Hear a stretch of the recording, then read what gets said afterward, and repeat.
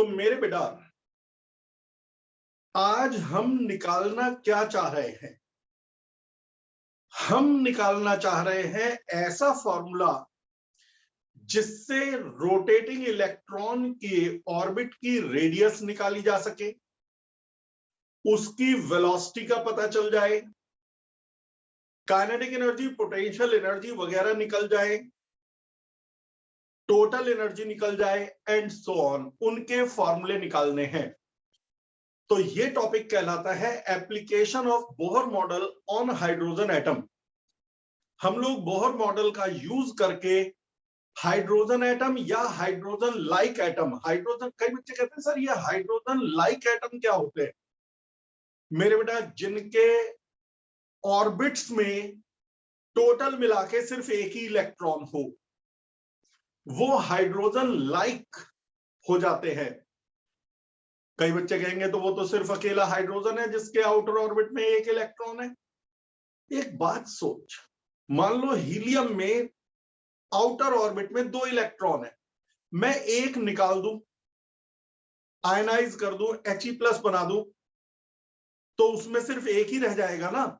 तब ये फॉर्मूले उस पर लग जाएंगे। यानी जिसमें भी सिर्फ एक इलेक्ट्रॉन है, चाहे वो एटम है या वो आयन है, उस पर ये एप्लीकेबल है हमारा आज का डेरिवेशन।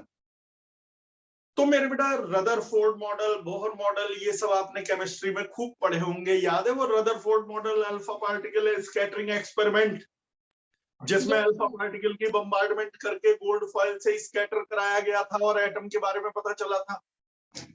ये सब केमिस्ट्री में। फिर भी मैं एक दिन किसी दिन लेक्चर ले लूंगा जिसमें Thompson model, Rutherford model, Bohr model वगैरह के बारे में डिटेल में बात कर लेंगे। फिलहाल मैं ये मान के चलूंगा कि केमिस्ट्री में आपने इनके बारे में पढ़ रखा है, पढ़ भी रखा है, I know it very well, और अप्लाई करते हैं। बोहर के अकॉर्डिंग जब कोई इलेक्ट्रॉन nth ऑर्बिट में रिवॉल्व करता है तो उसका एंगुलर मोमेंटम होता है nh/2π। कोई भी इलेक्ट्रॉन nth ऑर्बिट में, n क्या है? Principal quantum number. जब कोई इलेक्ट्रॉन nth ऑर्बिट में रिवॉल्व करता है, n क्या है बेटा? बार बार बता रहा हूं, प्रिंसिपल क्वांटम नंबर। तो उसका एंगुलर मोमेंटम होता है nh/2π। ठीक है बेटा। लेकिन एंगुलर मोमेंटम क्लास 11th में आपने पढ़ा था, होता है mvr। एंगुलर मोमेंटम होता है mvr, जहां r क्या है? ऑर्बिट की रेडियस, v है इलेक्ट्रॉन की वेलोसिटी और m है इलेक्ट्रॉन का मास, रोटेटिंग बॉडी का mass. Class 11 chapter rotation, angular momentum पूरा टॉपिक आया था। इससे आया रेडियस r = nh/2πmv।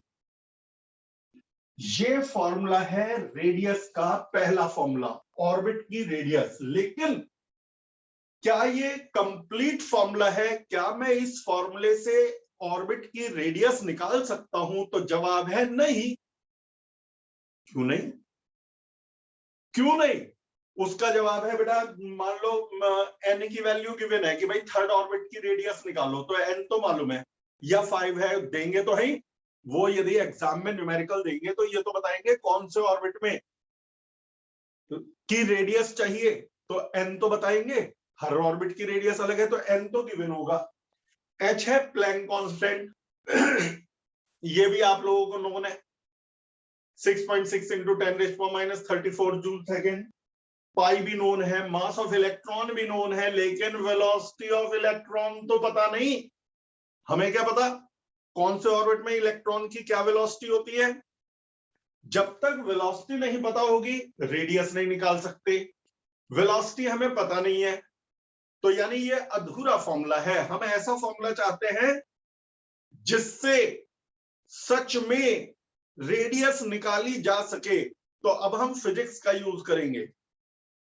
जब इलेक्ट्रॉन घूमता है, इसका चार्ज है न्यूक्लियस का Ze, Z है एटॉमिक नंबर, Z प्रोटॉन्स हैं, एक प्रोटॉन का चार्ज होता है प्लस ई, तो जेड प्रोटॉन्स का चार्ज है जेड ई, तो इसका चार्ज है जेड ई। ये न्यूक्लियस इलेक्ट्रॉन को अपनी तरफ खींचता है इलेक्ट्रोस्टैटिक फोर्स से, और बाहर की तरफ लगता है सेंट्रीफ्यूगल फोर्स। ये दोनों बराबर होने चाहिए। इलेक्ट्रोस्टैटिक फोर्स तो इलेक्ट्रॉन को न्यूक्लियस की तरफ खींच रहा है, सेंट्रीफ्यूगल फोर्स बाहर की तरफ खींच रहा है। दोनों बराबर होंगे तो ना ये अंदर आएगा ना बाहर जाएगा। यदि इलेक्ट्रिक फोर्स बड़ा होगा तो इलेक्ट्रॉन न्यूक्लियस में जाके पड़ा होगा, और यदि सेंट्रीफ्यूगल फोर्स बड़ा होगा तो ये ऑर्बिट छोड़ के भाग खड़ा होगा, बाहर चला जाएगा। ना हम जानते हैं कि ये अंदर गिर रहा है ना ये बाहर भाग रहा है। जब ये अंदर भी नहीं गिर रहा है, ये बाहर भी नहीं भाग रहा है, यानी ये दोनों बराबर हैं। सेंट्रीफ्यूगल फोर्स का फॉर्मूला, ये केमिस्ट्री में बोहर मॉडल से आया है कंसेप्ट, ये हमारा जो है फिजिक्स का कंसेप्ट है। सेंट्रीफ्यूगल फोर्स होता है mv स्क्वायर अपॉन आर, और इलेक्ट्रोस्टैटिक फोर्स होता है k q1 q2 upon are square. q1 यानी कि न्यूक्लियस का चार्ज, q2 इलेक्ट्रॉन का चार्ज अपॉन आर स्क्वायर, उन दोनों की डिस्टेंस यानी ऑर्बिट की रेडियस। कई बच्चे कहते हैं सर प्लस माइनस नहीं रखा, मैंने पढ़ा रखा है कि बेटा फोर्स एक वेक्टर क्वांटिटी है, और वेक्टर क्वांटिटी में जब चार्ज रखते हैं तो प्लस और माइनस नहीं रखते। इलेक्ट्रॉन का चार्ज भले ही माइनस ही है, माइनस नहीं रखेंगे। यदि ये होती एनर्जी जो कि स्केलर है तो चार्ज को माइनस साइन के साथ रखा जाता, लेकिन ये फोर्स है वेक्टर क्वांटिटी, और वेक्टर क्वांटिटी के फॉर्मूले में जब किसी चार्ज को सब पुट करते हैं तो सिर्फ चार्ज का मैग्नीट्यूड पुट करा जाता है, प्लस और माइनस साइन नहीं। ये केमिस्ट्री की हेल्प से, बोहर मॉडल की हेल्प से, ये फिजिक्स की हेल्प से, एक आर से आर कट गया तो आर का फॉर्मूला आ गया के जेड ई square upon M V square. ये भी ऑर्बिट की रेडियस का दूसरा फॉर्मूला है। बोहर मॉडल के हिसाब से ऑर्बिट की रेडियस इतनी है, फिजिक्स के अकॉर्डिंग ऑर्बिट की रेडियस इतनी है, लेकिन यहां भी वही लफड़ा है, जब तक वेलोसिटी नहीं पता होगी रेडियस नहीं निकाल सकते। वेलोसिटी मिसिंग है भाई, mass of electron known, charge of electron known, Z की वैल्यू हर एटम की नोन, हर एटम का जेड पता है कि एटॉमिक नंबर क्या है, के क्या है 1/4 पाई एप्सिलॉन नॉट, यानी 9 × 10 की पावर 9, तो के की वैल्यू भी नोन। तो फिर लेकिन आर तो नहीं निकलेगा ना, तो ये भी ऑर्बिट की रेडियस फिजिक्स से निकाली, ये ऑर्बिट की रेडियस हमने बोहर मॉडल से निकाली। दोनों में ही कमी है कि वेलोसिटी नहीं पता, कोई बात नहीं, ये भी रेडियस है ये भी रेडियस है, एक ही ऑर्बिट की, बस फिजिक्स और केमिस्ट्री की हेल्प से निकाली गई है। बोहर मॉडल और सेंट्रीफ्यूगल फोर्स से निकाली गई, तो होंगी तो सेम, एक ऑर्बिट की दो रेडियस तो हो ही नहीं सकती, तो आपस में इक्वेट कर दो। तो NH अपॉन 2 पाई mv और के जेड ई स्क्वायर अपॉन mv स्क्वायर, ये आपस में बराबर है, m से m कट गया, एक v से v कट गया, तो इस फॉर्मूले से v की एक्सप्रेशन निकाल लो, तो वेलोसिटी की एक्सप्रेशन है 2 पाई के जेड ई स्क्वायर अपॉन NH। ये ऐसा फॉर्मूला है जिससे आप किसी भी एटम में, किसी भी ऑर्बिट में इलेक्ट्रॉन की वेलोसिटी निकाल सकते हो, असली फॉर्मूला है ये। मैं यदि आपसे कह दूं हाइड्रोजन के थर्ड ऑर्बिट की में इलेक्ट्रॉन की वेलोसिटी बताओ, तो हाइड्रोजन है तो Z1, थर्ड ऑर्बिट में इलेक्ट्रॉन की वेलोसिटी निकालनी है तो N3, जेड और एन दिए हुए होंगे, कौन से एटम के कौन से ऑर्बिट की रेडियस निकालनी है ये तो एग्जाम में गिवन होगा। ये थोड़ी कहेंगे किसी भी एटम की निकालो, भाई कोई एटम का नाम देंगे, ऑर्बिट बताएंगे, तभी तो वेलोसिटी या रेडियस पूछेंगे। तो मेरे बेटा जब वो बताएंगे तो जेड और एन मिल जाएगा, जैसे ही उन्होंने एटम का नाम बोला तो जेड मिल गया, और उन्होंने ऑर्बिट बताया तो एन मिल गया। तो ये मान के चलो कि जेड और एन तो हमेशा दिए जाएंगे एग्जाम में, तो जेड और एन उन्होंने दे दिए। एच प्लैंक कांस्टेंट है मालूम, इलेक्ट्रॉन का चार्ज नोन, 1/4πε0 यानी के नोन, पाई की वैल्यू नोन।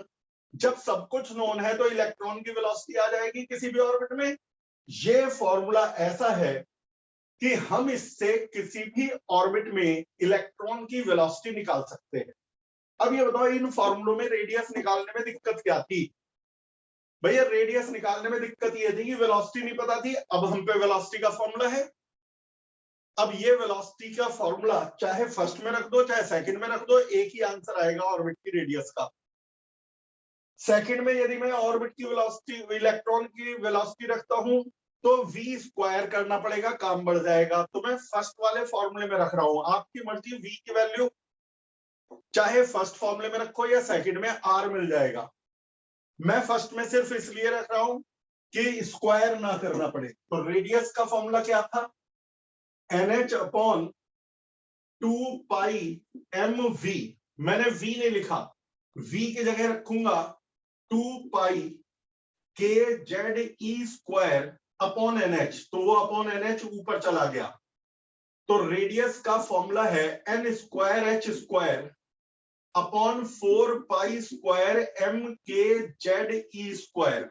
ये फॉर्मूला ऐसा है कि आप किसी भी ऑर्बिट की रेडियस किसी भी एटम में निकाल सकते हो। जेड और एन तो दिए हुए होंगे, बाकी सब नोन है। प्लैंक कांस्टेंट नोन, पाई की value known, mass of electron known, के 1/4πε0 है नोन, इलेक्ट्रॉन का चार्ज नोन। कई बच्चे कहेंगे समय तो बहुत लगेगा। अबे मैं कह रहा हूं 2 साल लग जाए, निकलेगा तो। टाइम इंपॉर्टेंट नहीं है, फॉर्मूला ऐसा है कि आंसर देखे ही जाएगा, आंसर देखे ही जाएगा। हमें यही फॉर्मूला चाहिए था। तो रेडियस का फॉर्मूला ये भी है, लेकिन इस फॉर्मूले में वेलोसिटी मिसिंग थी। अब कुछ भी मिसिंग नहीं है, तभी तुम देखो मैंने इसे बॉक्स में बंद कर दिया है। बॉक्स में बंद का मतलब फाइनल। अब काइनेटिक एनर्जी कितनी होगी इलेक्ट्रॉन की और पोटेंशियल एनर्जी कितनी होगी? काइनेटिक एनर्जी होती है half mv square, potential energy होती है 1/4πε0 q1 q2 अपॉन r। पहले काइनेटिक निकाल लूं, हाफ mv स्क्वायर, इसी इलेक्ट्रॉन की, रोटेटिंग इलेक्ट्रॉन की काइनेटिक एनर्जी v स्क्वायर। तो v तो पता है, v का स्क्वायर यानी 2 पाई के जेड ई स्क्वायर अपॉन NH का square, 4 pi square k square Z square E4 upon n square h square, 4 pi square k square Z square E4 upon n square h square, 2 to the 4। तो हम पे kinetic energy का formula आ गया 2 pi square m k square Z square E4 upon n square h square. ये फॉर्मूले खुद derive करके देखना। टीचर करता है तो ऐसा लगता है कि अबे हो गया हो गया हो गया, जब तक अपने हाथ से नहीं करोगे तब तक मत मानना हो गया।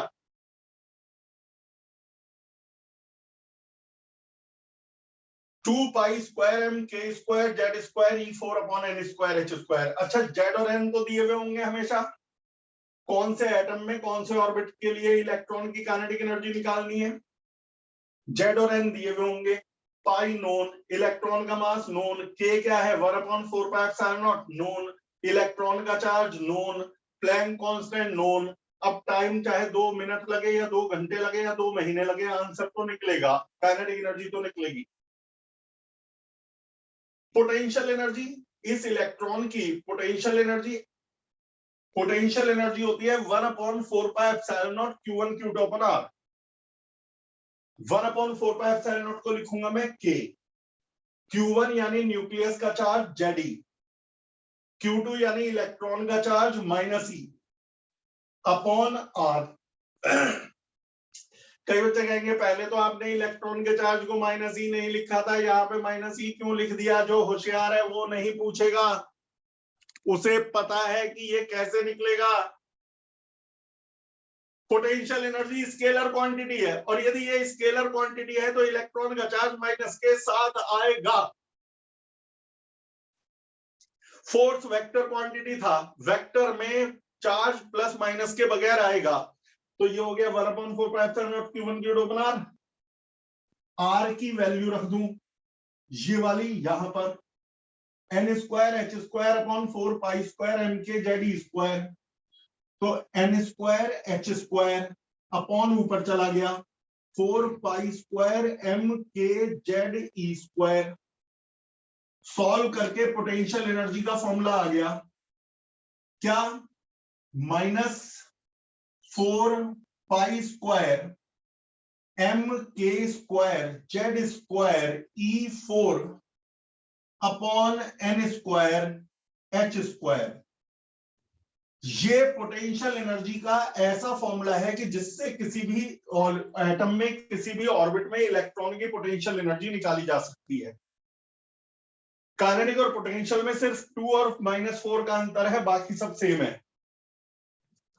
करके तो देखोगे ना एक बार, और यदि बहुत रिक्वेस्ट करोगे तो आज की वीडियो में दे दूंगा रिवाइज करने के लिए, और नहीं तो लाइव आओ तो पढ़ो। बोलो क्या कह रहे हो, आज की दे दूं बाद में रिवीजन करने के लिए? Yes sir. Yes sir, note करने के लिए चाहिए। Yes sir. लेकिन रोज आओगे ना लाइव, रोज नहीं दूंगा। Yes sir. Yes sir. Yes sir. क्योंकि जो बच्चा लाइव नहीं आया उसे वीडियो देखने का अधिकार नहीं है, मैं नहीं देने का। अब रिकॉर्डिंग सिर्फ इसीलिए हो रही है बोर्ड एग्जाम में रिवीजन तो हो जाए, रिकॉर्डिंग तो करूंगा। तो एक बार जरा क्विक रिकैप लेते हैं ओरली, बोर्ड पे छोड़। हमने अब तक क्या किया, कैसे किया? एंगुलर मोमेंटम होता है NH/2 पाई, यानी MVR is equal to NH/2 pi, उससे R निकाल लिया। फिर सेंट्रीफ्यूगल फोर्स इलेक्ट्रोस्टैटिक के बराबर होता है, इस कंसेप्ट से R निकाल लिया। दोनों R आ गए लेकिन अधूरे थे क्योंकि वेलोसिटी नहीं पता थी। दोनों R की वैल्यूज को इक्वेट करा तो V आ गया फाइनल। V को किसी भी एक में रख दिया तो R आ गया फाइनल। प्रोसेस याद करना, डेरिवेशन नहीं रखना। जब वेलोसिटी आ गई तो हाफ mv स्क्वायर में वेलोसिटी रख दी तो काइनेटिक आ गई, और जब R आ गया तो पोटेंशियल एनर्जी होता है 1/4 pi epsilon not Q1 Q2 upon R, उसमें R रख दिया तो पोटेंशियल आ गई। एक बार स्टेप देखे जाए तो भले ही बड़ा लग रहा हो डेरिवेशन या छोटा है, सिंपल। NH/2 पाई एंगुलर मोमेंटम, NH/2 पाई होता है MVR, उससे क्या निकाला, बोलते रहो, R। फिर क्या किया, FC इक्वल टू सेंट्रीफ्यूगल के बराबर उससे क्या निकाला, R। आर दोनों R में दिक्कत क्या थी, दोनों में वेलोसिटी। वी थी। हमने दोनों को कंपेयर करा तो क्या निकल गई, वेलोसिटी। वेलोसिटी। वेलोसिटी को किसी भी एक में पुट कर दिया तो R। वेलोसिटी को काइनेटिक एनर्जी के फॉर्मूले में रख दिया हाफ mv स्क्वायर में तो काइनेटिक आ गई, और R को पोटेंशियल एनर्जी के फॉर्मूले में रख दिया इलेक्ट्रिक पोटेंशियल एनर्जी के में तो पोटेंशियल आ गई। कहने का मतलब ये कि सभी कुछ मिल गया, काइनेटिक एनर्जी, पोटेंशियल एनर्जी वगैरह वगैरह। अब आती है total energy. Excuse me sir. बोलो बेटा। सर काइनेटिक एनर्जी के जो फॉर्मूले में एम पे स्क्वायर क्यों आया है? क्या आया है? एम पे स्क्वायर। ओए प्रभु, एम पे स्क्वायर नहीं है, ये 2 to the 4 काटा था तो वो 2 लिख दिया। अच्छा ठीक है सर। याद आ गया? Yes sir. 2 एकम 2, 2 दूनी 4, और वही 2 है बाहर। वो देखने में सच में लग रहा है कि जैसे एम पे स्क्वायर है, वो एम पे स्क्वायर नहीं है भाई, है पार की नजर। बढ़िया। कौन बालक था, नाम तो बता दो। सर उज्जवल। हाँ उज्जवल, नजर तेज है, बस कान थोड़े कच्चे हैं, तुम्हें उस समय सुनना चाहिए था। खैर कोई बात नहीं। अब टोटल एनर्जी, टोटल एनर्जी क्या होती है, उसी इलेक्ट्रॉन की बात चल रही है, तो जवाब है काइनेटिक और पोटेंशियल का सम। काइनेटिक और पोटेंशियल का सम यानी दिस प्लस दिस। जब इसमें इसे कॉमन ऐड करोगे तो सब कॉमन आ जाएगा, यानी कि पाई स्क्वायर एम के square Z square E4 upon N square H square common आ जाएगा, ब्रैकेट में बचेगा प्लस का 2 माइनस का 4 यानी माइनस का 2 बचेगा। यही टोटल एनर्जी ऑफ इलेक्ट्रॉन का फॉर्मूला है। और इसमें जब सारी वैल्यूज भाई जेड और एम गिवन होगा, बाकी सब मालूम है, तो टोटल एनर्जी निकालोगे तो जूल्स में आएगा। यदि आपने सब ऐसा यूनिट में रखा तो जूल में आंसर मिलेगा। मैंने कुछ नहीं किया और मैं अभी भी रिक्वेस्ट कर रहा हूं कि सब स्टूडेंट्स इसे एक बार बाय हैंड जरूर करना अपने आप।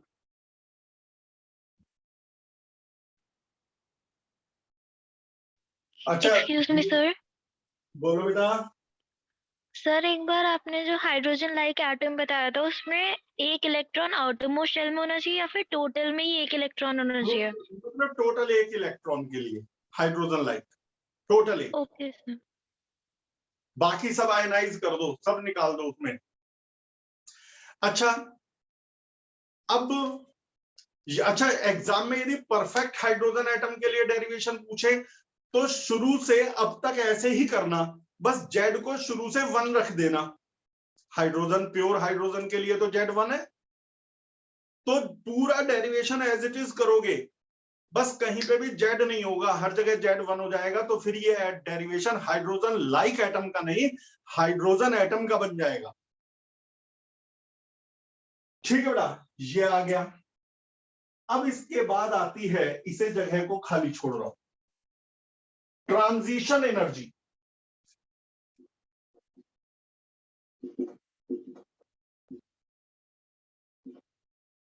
ट्रांजिशन एनर्जी जब इलेक्ट्रॉन एक ऑर्बिट से दूसरे ऑर्बिट पर कूदता है, मान लो कोई इलेक्ट्रॉन एन ऑर्बिट से एन डैश ऑर्बिट पर कूदता है, जंप करता है, तो फोटॉन्स निकलते हैं या एब्जॉर्ब होते हैं? भाई हाई से लो पे जाता है तो फोटॉन निकलते हैं, और लो से हाई पे जाता है तो फोटॉन्स एब्जॉर्ब होते हैं, एनर्जी एब्जॉर्ब होती है। तो ट्रांजिशन एनर्जी, यदि एक ऑर्बिट से दूसरे ऑर्बिट पर इलेक्ट्रॉन जंप करे, तो मान लो एन से एन डैश ऑर्बिट पे जंप कर गया, तो इनिशियली मेरी फिगर में कौन से ऑर्बिट पर था? एन। तो इनिशियली टोटल एनर्जी क्या थी? तो जवाब है इनिशियली ऑर्बिट टोटल एनर्जी का ये फॉर्मूला -2 पाई स्क्वायर एम के square Z square E4 upon N square H square. मैंने रीराइट कर दिया nth ऑर्बिट पे एनर्जी का फॉर्मूला। जब ये फाइनल ऑर्बिट पर आ गया, एन डैश ऑर्बिट पर, तो एनर्जी क्या है? तो -2 पाई स्क्वायर एम के square Z square E4 upon n dash square H square. क्या अंतर है दोनों में? इनिशियल ऑर्बिट में एन लिखा, फाइनल ऑर्बिट में एन डैश लिखा। तो ट्रांजिशन एनर्जी कितनी होगी? तो जवाब है इन दोनों का डिफरेंस। केमिस्ट्री में पढ़ा होगा, एक ऑर्बिट से दूसरे ऑर्बिट पे जंप करता है तो दोनों ऑर्बिट का जो एनर्जी डिफरेंस है वो एब्जॉर्ब होगा या इवॉल्व होगा, इन दोनों का डिफरेंस। ठीक है, फाइनल में से इनिशियल को माइनस कर दो, इसमें से इसे माइनस करेंगे तो सब कॉमन आ जाएगा। क्या कॉमन आएगा? -2 पाई स्क्वायर एम के square Z square E4 upon h square common आ जाएगा। ब्रैकेट में क्या बचेगा? तो जवाब है 1 upon n dash square -1 upon N square. Minus sign अंदर ले जाओ, माइनस यहां से हटाओ, इसे अंदर ले जाओ, तो 1 upon N square minus 1 upon n dash square. ये है ट्रांजिशन एनर्जी का फॉर्मूला। जब इलेक्ट्रॉन एक ऑर्बिट से दूसरे ऑर्बिट पे कूदता है तो इतनी एनर्जी ली या दी जाती है।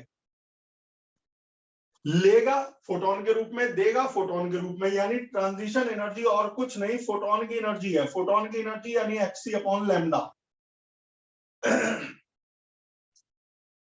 इसमें H और C को राइट साइड में ले जाओ, CH राइट साइड में ले गए तो 1/λ का फॉर्मूला आ गया 2 pi square mk² E4/CH³ Z² 1/n² minus 1/n-²।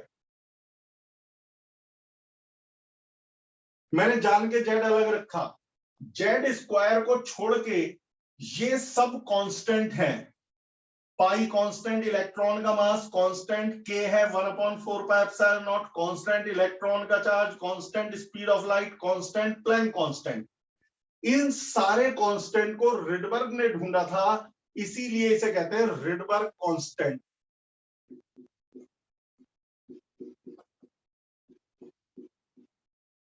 शायद ये फॉर्मूला भी केमिस्ट्री में पढ़ा हुआ होगा, शायद, मुझे नहीं पता। पढ़ा हुआ है? यस सर, पढ़ा हुआ है। Yes sir. Yes sir. Derivation नहीं सर, सिर्फ डेरिवेशन फॉर्मूला। सिर्फ फॉर्मूला। डेरिवेशन नहीं है, सीधे फॉर्मूला है ना? Yes sir. Yes sir. अच्छा, अब तक हमने क्या किया, एक बार जरा बात करी जाए, शुरुआत कहां से हुई थी, कैसे हुई। सबसे पहले एंगुलर मोमेंटम NH/2 पाई, ये बार बार रिवाइज करवा रहा हूं, डेरिवेशन जब आप करके देखोगे अपने हाथ से तो ये स्टेप याद रखना, ना कि डेरिवेशन, और थोड़ा केयरफुल करना क्योंकि बड़ा डेरिवेशन है। यदि कहीं पे भी जरा सी गड़बड़ हो गई तो पूरा डेरिवेशन होने के बाद ही समझ में आएगा कि गड़बड़ हो गई। सबसे पहले MVR = NH/2 पाई से R निकाला, फिर सेंट्रीफ्यूगल फोर्स और इलेक्ट्रोस्टैटिक फोर्स को इक्वेट करके R निकाला, दोनों R को कंपेयर करा तो क्या आया, V। फिर क्या किया था मैं तो भूल गया, सर R निकाला था, R equation। निकाला, R V की निकाला। वैल्यू रख के। अब हम पे क्या क्या फाइनल आ चुका था, R और V। Yes sir. Yes V sir. से क्या निकाला, half Kinetic mv energy। Square kinetic energy. Kinetic energy, और R से क्या निकाला, पोटेंशियल एनर्जी। पोटेंशियल एनर्जी, दोनों को ऐड करके total total energy. Energy. Total energy. Total energy में फिर इनिशियल ऑर्बिट में n रख दिया, फाइनल में n रख दिया, यस सर। दोनों को माइनस करा तो क्या आ गई, ट्रांजिशन एनर्जी। Transition energy. भाई स्टेप्स तो आसान है ना, कैलकुलेशन जाने दो जो भी है। ट्रांजिशन एनर्जी को hc/λ रख दिया क्योंकि लेता भी फोटोन के रूप में है, देता भी फोटोन के रूप में है, तो hc/λ के बराबर रखने के बाद h और c को राइट में ले गए, 1/λ निकाल लिया, तो 1/λ का ये फॉर्मूला आ गया। इसमें जो ये सारा कांस्टेंट था रिडबर्ग ने ढूंढा था, तो इसे रिडबर्ग कांस्टेंट कह दिया, सिंपल। कई बच्चे कहेंगे ये जगह क्यों छोड़ी है बोर्ड पे, एक बात सुन, -2 pi square mk² E4 Z² n² मैंने क्या किया, Z और n जो हर एटम के लिए और ऑर्बिट के लिए अलग अलग हो सकते हैं उन्हें अलग कर दिया। 2 pi square mk² Z² E4 n² h²। ये सारा एक कांस्टेंट है जिसकी वैल्यू मुझे मालूम है। पाई नोन, इलेक्ट्रॉन का मास नोन, 1/4πε0 यानी कि k नोन, इलेक्ट्रॉन का charge known, Planck constant known, इन सब की वैल्यू रख दी तो आंसर आया 13.6 इलेक्ट्रॉन वोल्ट। ये है किसी भी एटम में इलेक्ट्रॉन की टोटल एनर्जी का फॉर्मूला। लेकिन ध्यान रहे ये इलेक्ट्रॉन वोल्ट में निकाला गया है, ये फॉर्मूला जूल में था, हमने जूल को 1.6 इंटू 10⁻⁻19 से डिवाइड करके इलेक्ट्रॉन वोल्ट में निकाला है।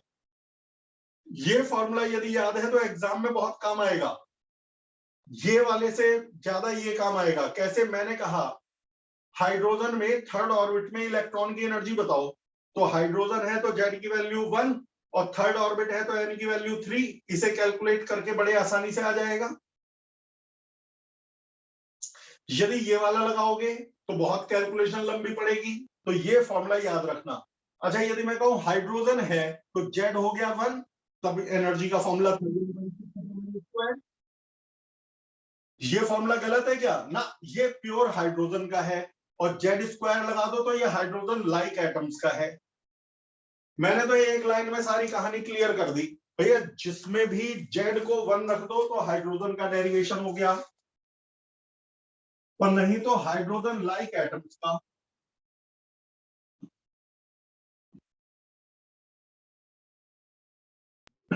सर बोलो बेटा। सर ये इलेक्ट्रॉन वोल्ट कैसे आया था? डिवाइड करके, जूल को इलेक्ट्रॉन वोल्ट में बनाने के लिए हमारे साइंटिस्ट ने कैलकुलेशन के समय ही डिवाइड कर दिया 1.6 इंटू 10⁻⁻19 से, ओके सर। जिससे कि याद रखने में आसानी रहे। कितना आसान है? यदि मैं हाइड्रोजन की बात करूं तो टोटल एनर्जी का फॉर्मूला है -13.6 upon n square electron volt. याद रखने में कितना आसान है। जूल में होता तो इसकी वैल्यू याद करने में दिक्कत होती। अब ये है first orbit, second orbit, hydrogen की बात कर रहा हूं, third orbit, fourth orbit, fifth orbit, ऐसे चलते चलते इनफाइनाइट ऑर्बिट। मेरे से कोई कहे फर्स्ट ऑर्बिट में इलेक्ट्रॉन की एनर्जी बताना हाइड्रोजन में, तो n को 1 रख दो तो -13.6 इलेक्ट्रॉन वोल्ट। सेकंड ऑर्बिट में बताना तो n को 2 रख दो, 2 to the 4, 4 से इसे डिवाइड करो तो 4 3 जा 12, 4 4 जा 16, -3.4 इलेक्ट्रॉन वोल्ट। n को 3 रख दो, 3 3 जा 9, 9 से डिवाइड करोगे तो 1.5 समथिंग आएगा, 1.51 इलेक्ट्रॉन वोल्ट लिख देता हूं।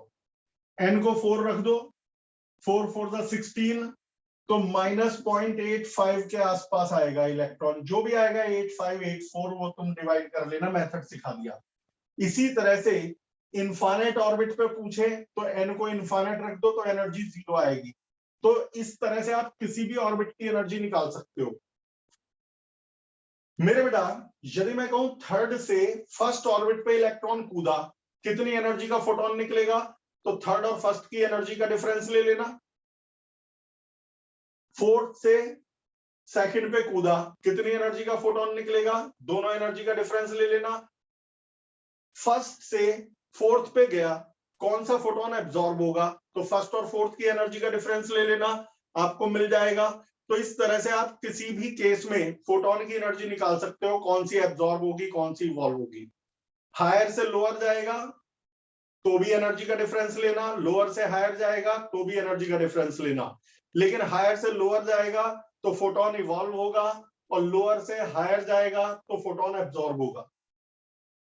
यहीं से आती है series.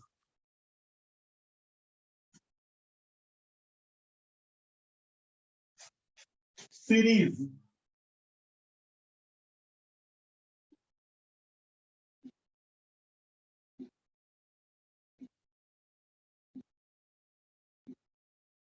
n is equal to 1 2 3 4 5 6 7 and so on.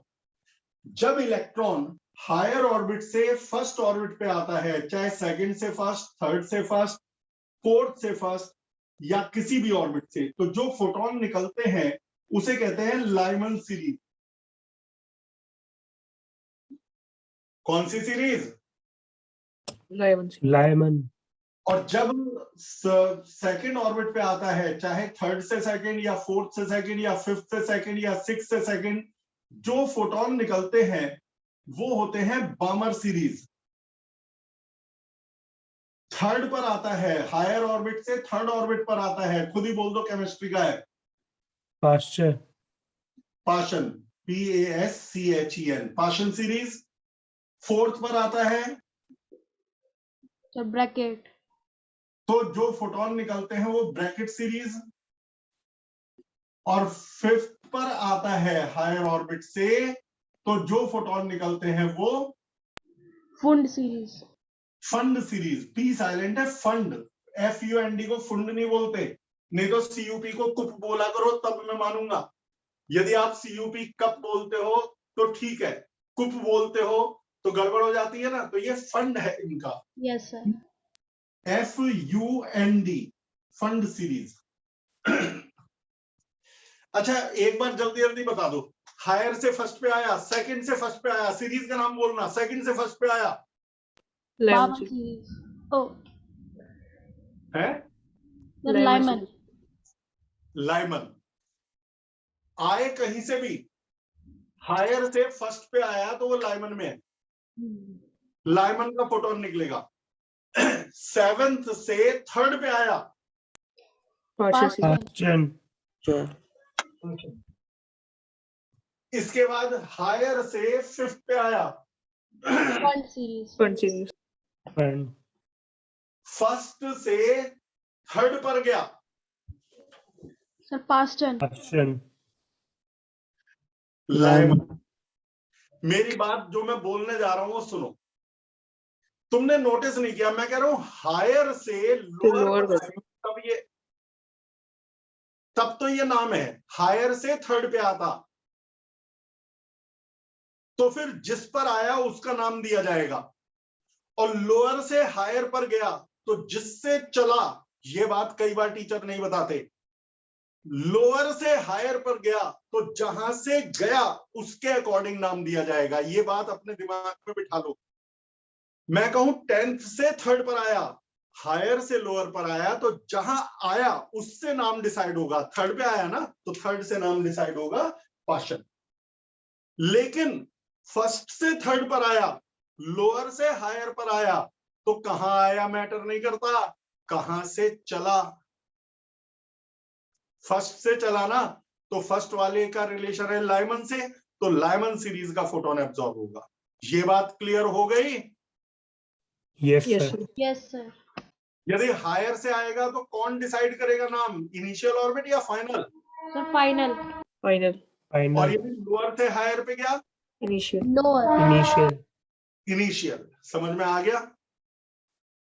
तो भाई मेरे ऐसे ही लाइव क्लास चलती रहेंगी, सिर्फ छुट्टी के दिन वीडियो दूंगा, जिससे पढ़ाई धीरे धीरे बढ़ती रहे, खिसकती रहे आगे। फिलहाल जल्दी मुलाकात होगी, बाय बाय।